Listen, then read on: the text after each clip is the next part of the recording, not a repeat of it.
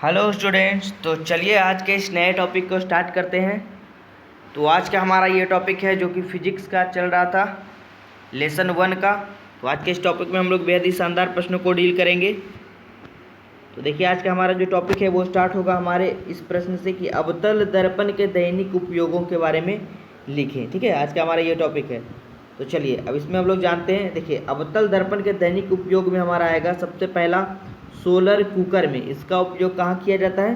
Solar cooker में। अब देखिए इसके बारे में थोड़ा सा डिटेल से जानेंगे कि अवतल दर्पण के द्वारा सूर्य से आने वाली प्रकाश समानांतर किरण परावर्तन के बाद एक बिंदु पर मिल जाती है, ठीक है, और जिसमें उस बिंदु पर ताप कई गुना अधिक हो जाता है।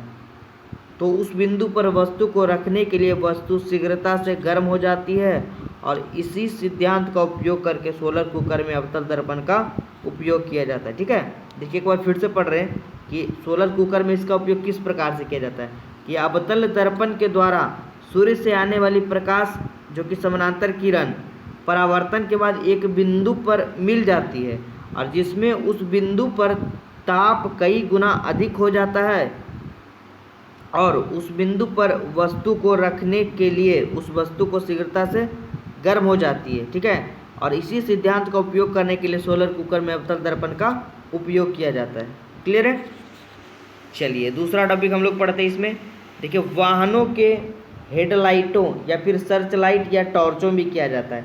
जैसे कि इसमें कह सकते हैं कि अवतल दर्पण के फोकस से निकलने वाली प्रकाश की किरणें दर्पण से परावर्तन के बाद एक दूसरे के समांतर हो जाती है और समांतर किरणें जो है काफ़ी दूर तक जाती है और इसी सिद्धांत के आधार पर मोटर गाड़ी के अग्रदीप सर्च लाइट या टॉर्च के बल्ब को फोकस बिंदु पर रखा जाता है, जिसके कारण क्या होते हैं, बल्ब निकलने वाली प्रकाश की किरणें परावर्तन के बाद अधिक दूर तक जाती है। क्लियर है? जैसे कि देखिए इसका उपयोग इसीलिए किया जाता है ताकि प्रकाश को एकदम दूर तक भेज सके, ताकि अच्छे से दिखाई पड़ सके। चलिए तीसरे टॉपिक पे बात करते हैं। तीसरा टॉपिक हमारा हजामती दर्पण के रूप में, यानी दाढ़ी बनाने वाले दर्पण के रूप में भी अवतल दर्पण का प्रयोग किया जाता है। क्योंकि जब वस्तु को अवतल दर्पण और फोकस बिंदु के बीच रखा जाता है तो वस्तु का सीधा बड़ा और आभासी प्रतिबिंब बनता है, जिससे कि हमारा चेहरा बहुत ही बड़ा दिखता है। और इसी सिद्धांत का उपयोग करते हुए हम क्या करते हैं, ये देखिए बड़ी वक्रता त्रिज्या वाले अवतल दर्पण का उपयोग हजामती के लिए रूप में किया जाता है, जिससे चेहरा थोड़ा बड़ा और क्या दिखता है, स्पष्ट दिखाई पड़ता है। क्लियर है? चौथा देखिए अब हमारा प्रश्न है, चौथा इसी में है हमारा टॉपिक। डॉक्टर के द्वारा नाक, कान, गला, दांत की जांच में भी इसका प्रयोग किया जाता है।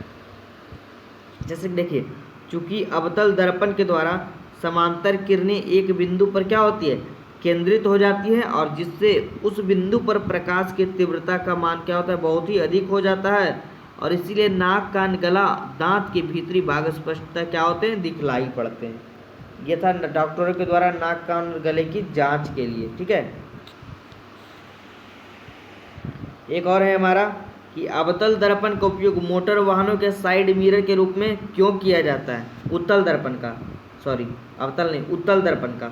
उत्तल दर्पण का उपयोग, अगला प्रश्न हमारा ये पांचवा कि उत्तल दर्पण का उपयोग जो है वो मोटर वाहनों के साइड मिरर के रूप में क्यों किया जाता है? साइड में देखने के लिए इसका प्रयोग क्यों किया जाता है? तो देखिए इसके आंसर को हम लोग जानते हैं, कई बार ये एग्जाम में पूछा है, तो आप लोग BVI कर लीजिएगा, काफ़ी इंपॉर्टेंट प्रश्न है ये।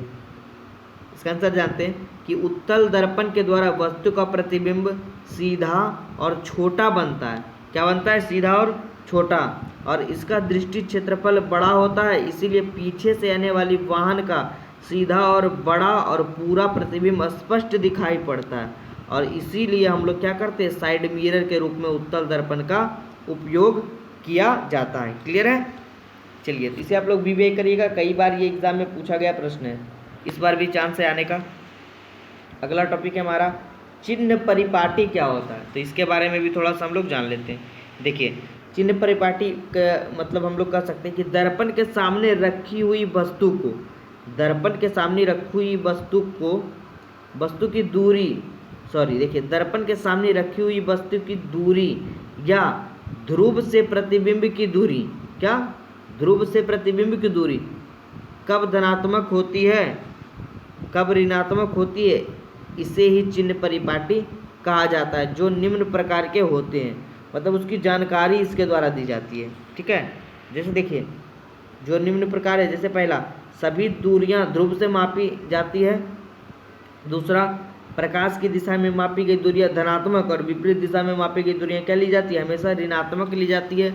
अर्थात दर्पण के बाईं ओर मापी गई दूरी ऋणात्मक तथा दर्पण के दाईं ओर मापी गई दूरी धनात्मक होती है। ठीक है, चलिए तीसरा इसमें कह रहा है कि प्रधान अक्ष के ऊपरी मापी गई दूरी धनात्मक और अक्ष के नीचे मापी गई दूरी क्या होती है, ऋणात्मक होती है। चलिए यही था, ये तो कटा हुआ है, इसके बारे में नहीं कुछ डिटेल से देखना है, यहीं तक नोट करना है आप लोग को। क्लियर है। अब देखिए हम लोग इसका लास्ट टॉपिक पढ़ते हैं आज का, ये आवर्धन किसे कहते हैं। ठीक है, आवर्धन बहुत ही छोटा सा और सिंपल टॉपिक है कि किसी वस्तु के प्रतिबिंब की ऊंचाई तथा उस वस्तु की ऊंचाई के अनुपात को क्या कहा जाता है, आवर्धन कहा जाता है। फिर से पढ़ रहे हैं, किसी वस्तु के प्रतिबिंब की ऊंचाई तथा उस वस्तु की ऊंचाई के अनुपात यानी बटे को क्या कहा जाता है, आवर्धन कहा जाता है, जिसे संकेतों के रूप में m से सूचित किया जाता है। यानी कि हम लोग कह सकते हैं आवर्धन यानी कि m इक्वल टू प्रतिबिंब की ऊंचाई और बटे वस्तु की ऊंचाई। ठीक है, तो ये था हमारा आज का टॉपिक। सारे बच्चे को अच्छे से क्लियर हो गया होगा। ठीक है, जिन बच्चों को दिक्कत लगे वो हमें कमेंट बॉक्स में कमेंट कर पूछ सकते हैं कुछ भी। और मैथ का सेशन आपका जारी है, आप लोग बने रहिए हमारे साथ। ठीक है, तो थैंक यू।